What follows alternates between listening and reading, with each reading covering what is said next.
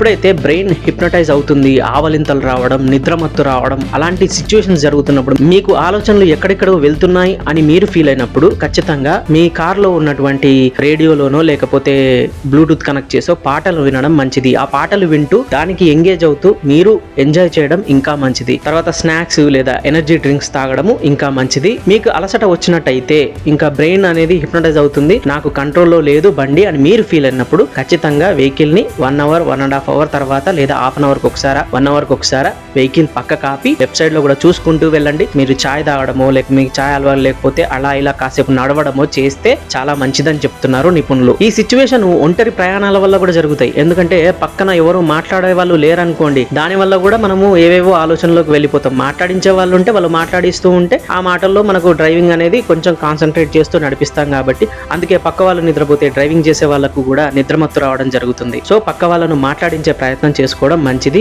Driving చేస్తున్నప్పుడు, long drive చేస్తున్నప్పుడు మీకు ఒక పార్ట్నర్ ఉండడం అనేది చాలా మంచి విషయం. డ్రైవింగ్ చేస్తున్నప్పుడు కాన్సన్ట్రేషన్ పెట్టి డ్రైవ్ చేయండి, ఎలాంటి ప్రమాదాలు జరగవు. అలసిపోయినట్లయితే కాసేపు ఆపి నడుపుకోండి. ఓవరాల్ గా చెప్పేది ఏంటంటే, ప్రయాణం చేస్తున్నప్పుడు రెస్ట్ తీసుకుంటూ, గ్యాప్స్ తీసుకుంటూ, ఒకవేళ లాంగ్ డ్రైవ్ అయితే రెస్ట్ తీసుకుంటూ నడుపుకోండి. ప్రయాణం చేస్తున్నప్పుడు మన బాడీనే కాదు, మన బ్రెయిన్ కూడా మనతో పాటు కాన్సన్ట్రేషన్ తో ప్రయాణం చేయాల్సిన అవసరం ఉంది. సో ఈ జాగ్రత్తలు తీసుకోండి. మీరు ఇలాంటి ఎక్స్పీరియన్స్ ఏమైనా చేస్తున్నట్టయితే ఖచ్చితంగా కామెంట్ చేయండి.